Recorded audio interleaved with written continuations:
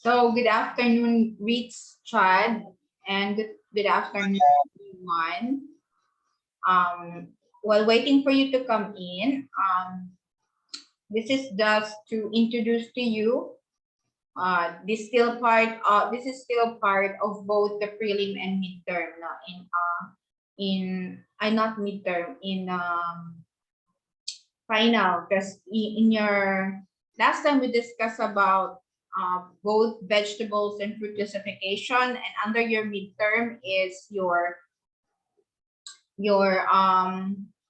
vegetables no production, and pre-final is fruit crops production, and lastly the finals for the ornamental industry or on ornamental production and landscaping. So this would be still part of the ornamental classification and also introduction sa inyong finals.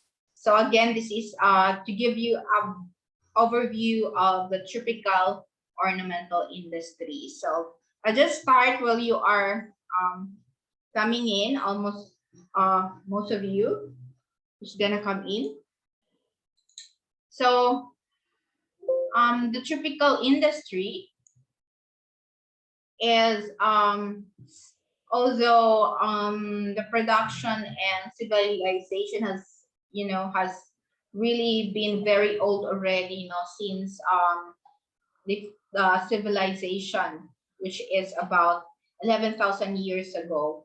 But then the art and science of tropical ornamental industry or ornamental and landscaping as a whole is still new, and it's juvenile stage, especially here in the Southeast Asia, not really Southeast Asia, no, but because some of the countries are already have very wide and broad market on the ornamentals. But in the Philippines, it's really still juvenile. No, it's not that sufficient, but it with great potential, no, but the demand is even increasing. So since ornamentals have various uses, no, on different occasions, even mga housing, resorts, golf courses, restaurants, and hotels. So Philippines has the potential for the ornamental industry. You know why? Because we have the ideal climate. We are a tropical country with the rich varieties and species of flowers and ornamentals, and we have the capability to grow both even the tropical and mga subtropical varieties of flowering plants and ornamentals. And as of now, there is still shortage of supply of cut flowers. So that's very true. In fact, we are still importing most of our cut flowers, no? And so our biggest constraint here in the Philippines is the high cost of structures like greenhouse. So most of our farmers and ornamentals enthusiasts cannot still afford, no? So, and another one is the irrigation and post-harvest facilities. We still also very costly and not so much priority on this. So because we only have priority on fruit and vegetable products. And lastly, we have insufficient technology.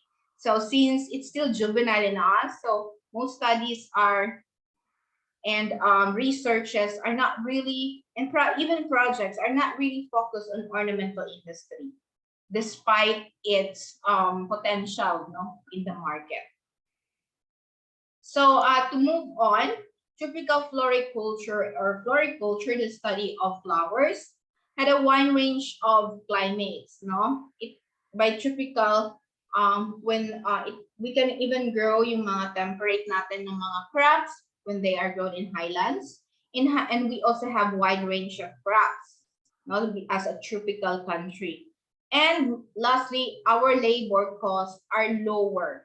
So we have, although right now we have a lot of labor force with a low cost, so that would be a very a good start, for the business.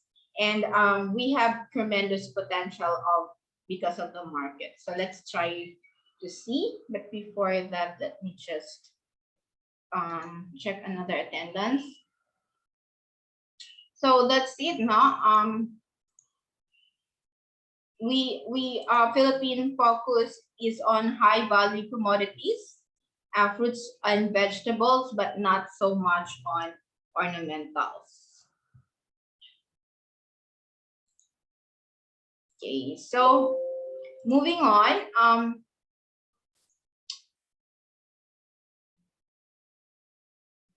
So moving on, we have again our commodity lines. We have cut flowers. No, these are fresh flowers which are cut from the stem and marketed and utilized in various flower arrangement for different occasion and events. We have birthdays, bouquets, and even death, anniversaries, and all occasion. And when we say foliage plants, these are fresh leaves, twigs, and branches cut fresh and utilized in floral arrangement and evergreen and foliage plants grown in container for interior decoration naman. So foliage plants, whether green color or colored, red, yellow, and golden and white are very, they are pleasing, to the surroundings. So that's their main role. Another one commodity line is the live plants. So these are flowering annuals, shrubs, herbaceous perennials grown in containers for interior and exterior decor. And plants consisting of both evergreen and flowering trees, shrubs, herbaceous perennials, and turf grass for landscaping purposes. So ito yung mga not really cut, but there are live plants. Now they are really being raised to decorate, to arrange for landscaping.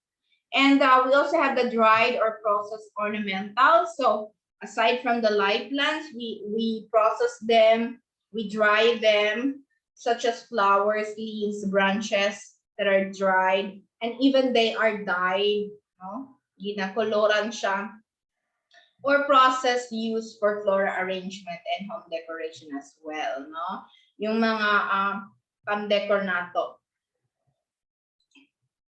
And so talking about cut flower production, we have roses, orchids, chrysanthemums, anthuriums, gladuli, daisy, aster, heliconias, statice, and baby's breath. So what are these? I have here an example. So these are the aster. Nag-ulan po dere. Nag-ulan po dere, but I can I understand if that's all right. Good afternoon, ma'am. Good afternoon, Sir Jay. Nag-ulan daw dera, Sir Jay. Wala ko sa Samal, sa Davao ako ngayon. Work from home. Kaya pala wala ka sa office. Work from home kayo, no?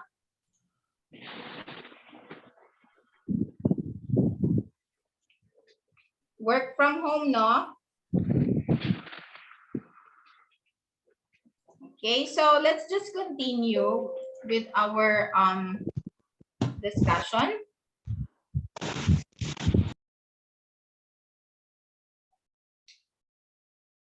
Now to continue, these are again the aster, the gladulus, the statice, heliconia, and baby's breath. So just to be familiarized with what are these kinds of plants. So other ornamentals also include foliage plants, the cordylines, the dracaenas, the morayas, and microsoriums, philodendrons, and palms, and aglaonemas. We also have potted and landscape materials such as the orchids, bromeliads, musaindas, medinelias, aglaonemas, heliconias, palms, and prasinicias, and ginger. So these are again the bromeliads. They are very beautiful when they're in group, and ginger flower. No, and we also have the cordylines. This is very common anywhere in the surroundings. We also have the philodendrons, green one, and these are all dracaenas. This could be in different color, ha? Basta dracaenas na sila. And the frasinicias, this one. And we also aglaonimas. So mostly ito talaga green and white color combination. And we also have the microsoriums, the twisted pearls, and the midinilias. We also have the morayas, no, green and white, golden siya, and the bonsaindas. So these are all very common. No? So in fact, we are also exporting, no? The Philippines is exporting different ornamentals. We do also export to other countries. So what do we export? We have live plants, 35% of our market share from 1991 to 2000. And our target market is Japan, no, even Japan, United States, South Korea, Netherlands, and Canada. And also fresh foliage, 30%, dried flowers, 18%, and also fresh cut flowers mostly. So aside from exportation, we also have importation. No? So we have live plants, including cutting and slits. We have 39%. Mga orchids, we have a lot of beautiful orchids, then 23%. Fresh flower and bud, 16%. Processed cut flowers and bud, 3%. And anthuriums, 11%. Are all imported going to Philippines, no? So our leading supplier are actually from Thailand, 26%, 21% from Netherlands, 20% from Israel, 9% from Malaysia, and only 5% from US or United States. So what do we do as an overall cultural practices in the ornamental production? So we actually have open field, no, for gladuli, asters, sampaguita, chrysanthemum, and heliconias. And we also have greenhouse for chrysanthemum, for roses, anthurium, and orchids, and etc. So I can show you actually an example of this, no, in the next slides. And we even control flowering as part of our cultural practice in ornamental production, wherein we supply supplementary light and even growth hormones and also cold storage.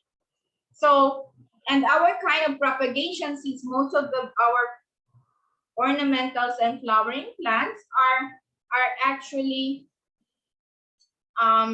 propagated through cuttings, vegetative propagated through cuttings, bulbs, tubers, forms, marketing, and also tissue culture. You know, we do tissue culture in orchids especially, and embryo culture, and even with what do you call that? Anthurium. So these are the chrysanthemum in Baguio, Philippines. This was way back, I guess 2010, no? 2010 na siya. And also this, as you notice, I just want to show you the technology we are using, no?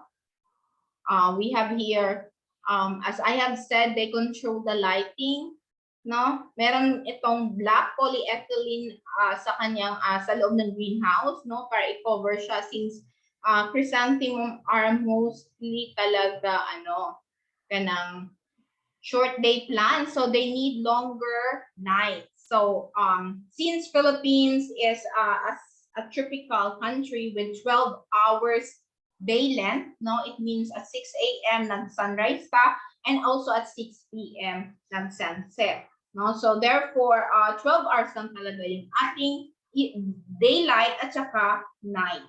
So to extend the night hours, so lalagyan nila yan in the morning, hanggang morning ng i-cover nila yan ng black polyethylene bag para ma-enhance yung flowering. And at saka isa pa notice, if you notice on the photo, naka-barbed wire siya, no? Para paglusot niya sa chrysanthemum, mag-guide siya, dili tumba-tumba or dugo-dugo. So that's another very obvious na kanilang cultural practice.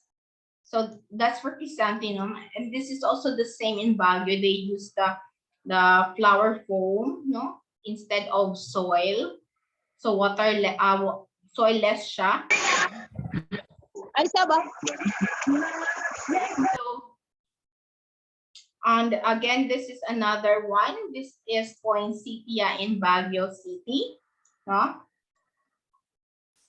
So I'll just have to again check our attendance.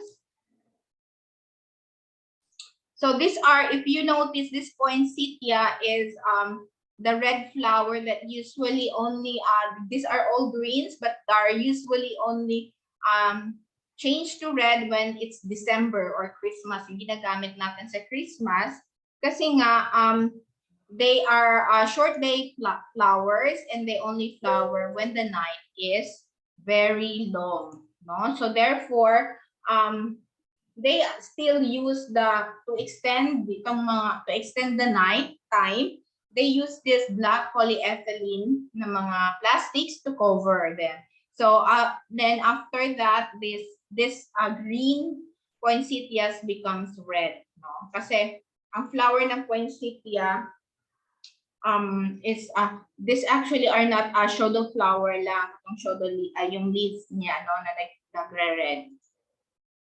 So now, what is landscaping, no, in our subject? So it's the art of arranging plants, rocks, driftwoods, and other materials, even stones. No, we make use of stones, bricks, to form a pleasing, functional, and enjoyable landscape. So anywhere, I guess anywhere, sa lahat ng mga buildings, even in our school campus, and even in our backyard, we do want a beautiful landscape.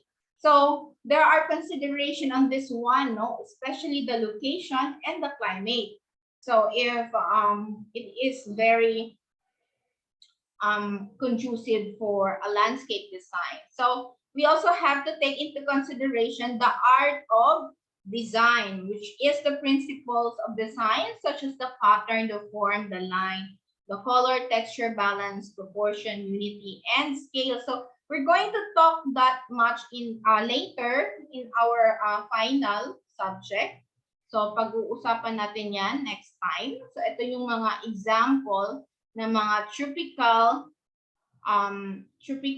landscape design. We also have English design, no, and also European design, and also the Zen, no, or the Japanese design. So yun yung mga natin, mga different types of landscape design.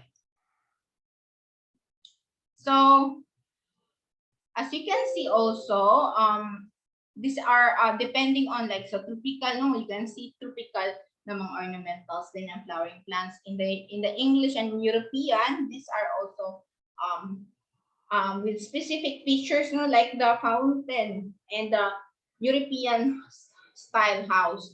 And for English naman, yung mga flowers na nag-bloom lang during summer.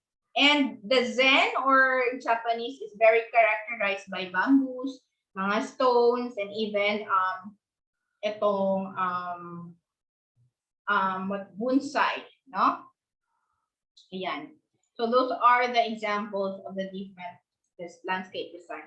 Now, aside from landscaping, you can also opt for in your laboratory, ha? So if you decide to aside from landscaping, so kung wala kayong masyadong backyard na magla-landscape kayo for your report, you can also make use of terrariums. These are inside the bottles, or yung mga these are called terrariums, no? Or yung kanang fish na fish aquarium na ganon, you make use, or the bottle, you make use of it as terrarium. So gagamitin niyo yung mga usually mga moss and small succulents, no, or cactus, no, inside. And these are anyway, we will have a discussion on how to prepare the soil mixture of this, no, but primarily it may consist of yung mixture ng sand, also garden soil, stone, at saka yung yung kanyang charcoal, no? That's very important para ma-neutralize ang ating lupa, no? That's for terrarium. So aside from terrariums and landscaping, you can also opt for another activity, no, sa laboratory ninyo, which is the next slide, which is actually dish garden. So this, ano kaibahan ng dish garden sa terrarium? So the dish garden is more open, no, using a dish, and you can you are free, unlike dito sa terrarium nga, it's really enclosed in a bottle with cover or without cover. But in the dish garden, it's very open. You can make use of foliage na small succulents or even cactus, no, mga, and also bonsai, and then you can add a lot of mga kanang artful materials to do that, and that's just also the same in terms of soil mixture, no. So another one are the hanging plants, no. So you can also opt for hanging plants instead if you want, no. But this more calls for plants that are capable of thriving in aerial environment, no, like these types of plants. So pwede po, no, na inyong pilion as an activity in your finals. So aside from hanging plants, we also have topiary, no? If you have mga green foliages or like mga santan or bougainvillea, so you can form that actually into topiary, into different forms, whatever form you want, no?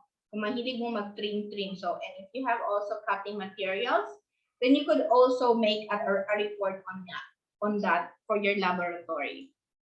Or bonsai, no? But this is more difficult and time consuming since you have to train muna mga old small trees, no? This would take even 10 years to 50 years para ma-train siya ginani. That's why it's really very expensive. As you can see on this part here, you have here a bonsai na kanang manga, which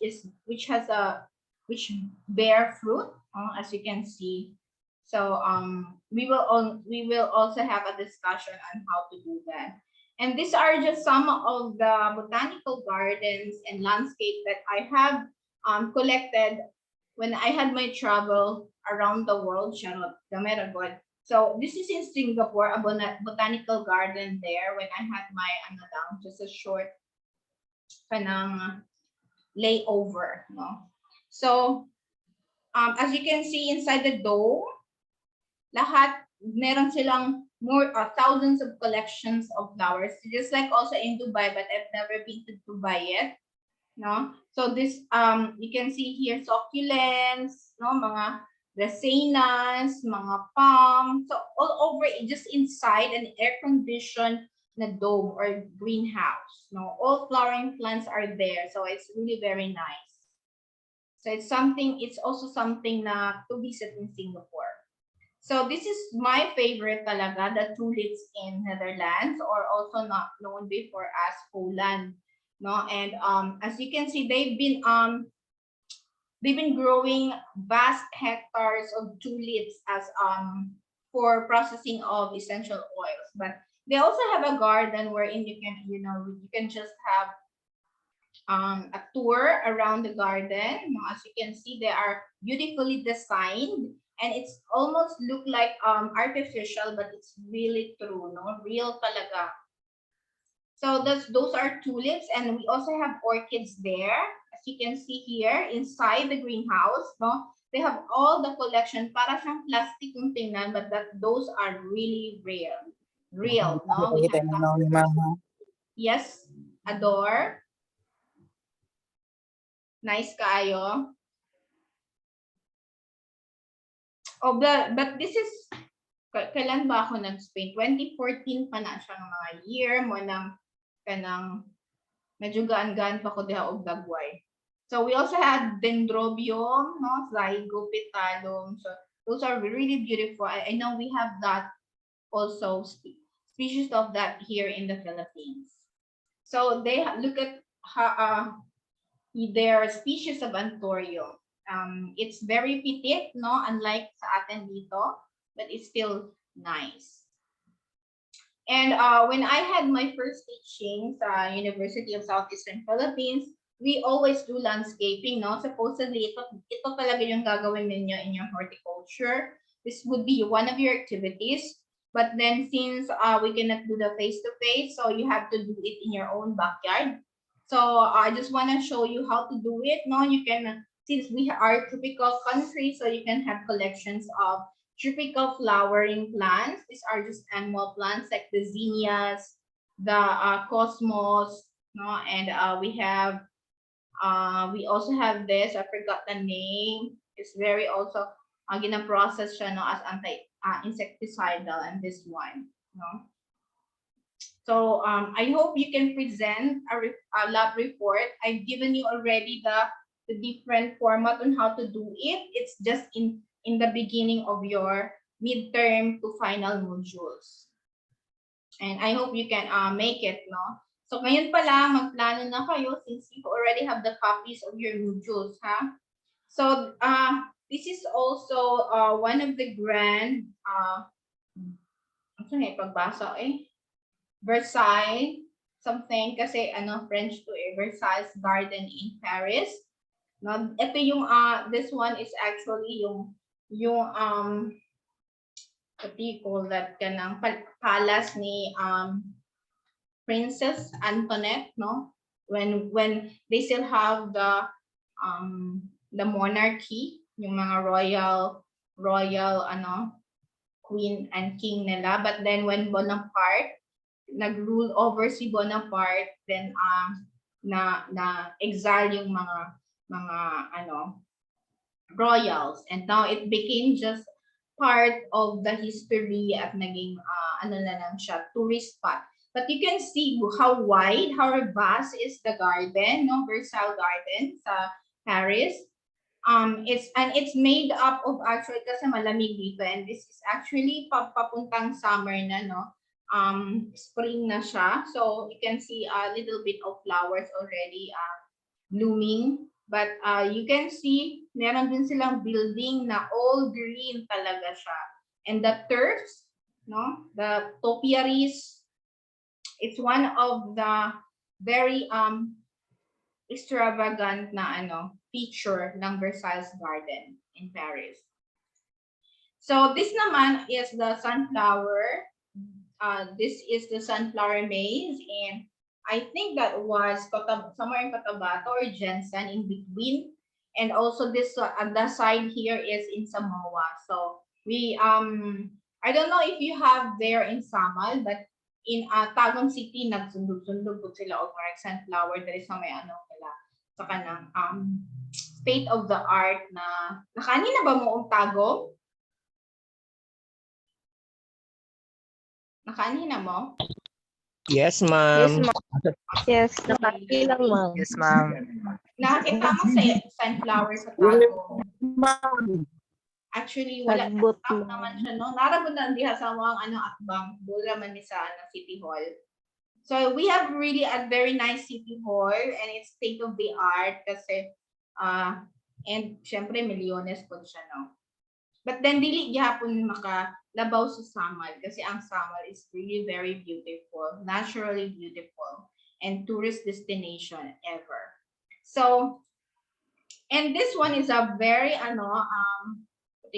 one of a kind na rose tree. So some of our roses are just annuals, but in Pontevedra, Spain, when I was there, they have this variety na puno talaga ang rose, no? So, but syempre malamig dito kaya nga naka-jacket ako, no? So, they also have a specific variety that only found here. Kasi among sa kalaagan ako around Europe, no, and it's only very specific in Spain that they have this kind of rose trees. So we also went to Vietnam and I spotted a lot of this one, no, this is kalachuchi sa atin, or the frangipani in English, and this and this is also a very nice na presentation. They also have floating garden or floating plants like this. You can see in their rivers, naka-float lang talaga yan. And they have this very specific na mga flower gardens and also flower arrangement, no? We can see iba din sila mag-flower arrangement for different occasions. And bonsai, no? They are very fond of collecting bonsai. So not only also, that's aquaculture in Vietnam, not also in Vietnam, we went to Tokyo, Japan, and their moms are really incredible. So you can see how big it is, no? And this kind of variety is only very specific to Japan, or moms is the other term for presenting moon. So, but then we are so proud that we only have the biggest flower in the Philippines, but it's also found in Indonesia. We have the Rafflesia in Maragusan, no? And then this is the biggest flower in the world. So, although dili gid ni siya as in naturally naasa surrounding Maragusan, no? Kasi nakaadto ng Maragusan ninyo.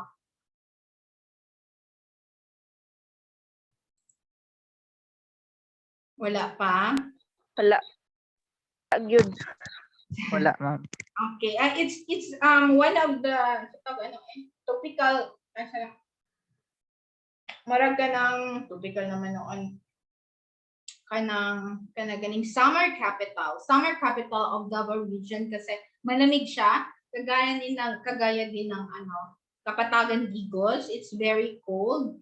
So I always if ever kung saan na lang gani, no, kung may face to face, so we can even visit here and look for this flower, but it's not really because it's like long time ago we with my students we also came here to just look for this flower, but then namin nakita pero putot pa siya, so we really missed this one, no? But meron silang maraganig ka ng statue lang or kanang gi-construct na Rafflesia, no? But so you can see the Rafflesia in somewhere in Havens Peak or somewhere.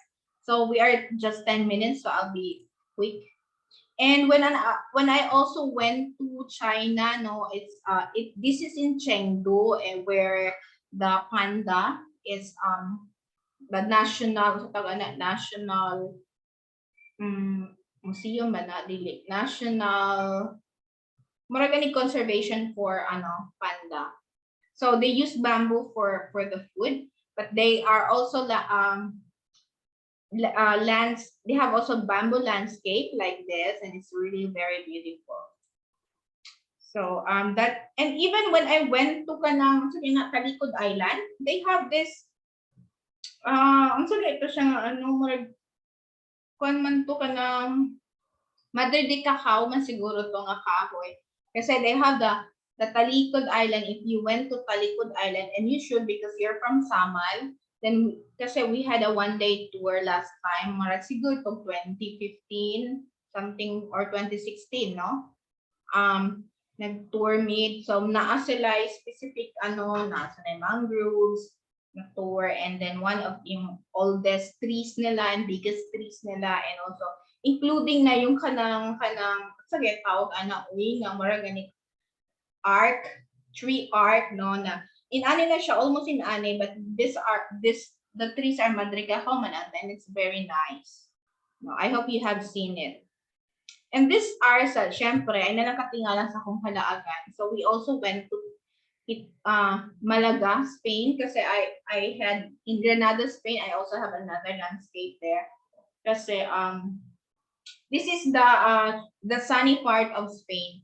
And as you can see, they also have, they have Pitonia. This is Pitonia. If you know Pitonia, it's a shrub. But then look what they did, no? Himo nilang marag tower, no? Tower of Pitonia. So this is when I went for my postdoctoral, and I just came here for a research presentation. No? And they also have a yellow flowers, no? And this is just garden. So, but when you go to Italy, doon sa St. Peter's Basilica, doon sa Vatican City, wherein it's first it's one of the two kanang Catholic countries that left, no, including Philippines. So ang Vatican City and Philippines na lang ang naiwang merong divorce, no, so far. Ay, walang divorce pa. Walang divorce, sorry, it's the way around. And at the top you can see the landscape is made of all greens, but then they are all kanang topiaries, no? Yan. So it's also beautiful. It's not, I think, dili pa man gud siya summer mo, no? Wala pa siya kaayoy kanang mga blooming flower. And since this time is also winter, but this is a very beautiful during summer in the Sanssouci Palace in Potsdam, Germany, when I also went to Germany with my kiddie meals.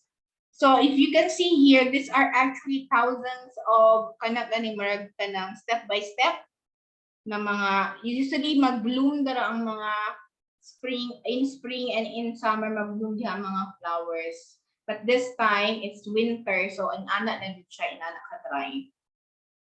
So that's one of their palace and garden there. And as I have said, in Granada, what's very specific in Granada space is yung hanging flowers nila flowering in their window, which is really very just unique in their place. So if you can, maybe in Philippines, we can see somewhat, but these are dili lang sa isa ka spot. Almost all of their houses and homes have this kind of culture, no?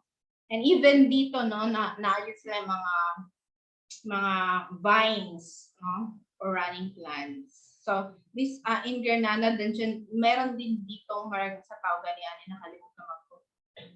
It's also some kind of a palace, no? A Muslim palace. And also when I went to Athens, Greece, so they have this specific na kaning pine tree, no? So ikaiba talaga siya nga pine tree.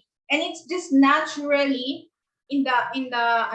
naturally scattered around, no? But it creates beauty. So ito yung nakikita ng mga flower markets nila, no? Kaiba din siya, made of petunias and varieties of chrysanthemum. Okay.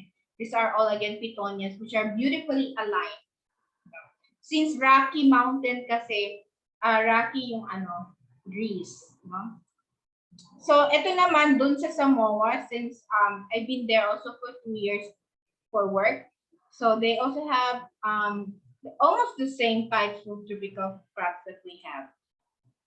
So to classify botanically the different ornamentals, no? So we have 4 minutes left. Pag mag-turn off na tayo, then I will see you again next meeting for the next discussion. Kasi hindi masyado pa itong madami to finish.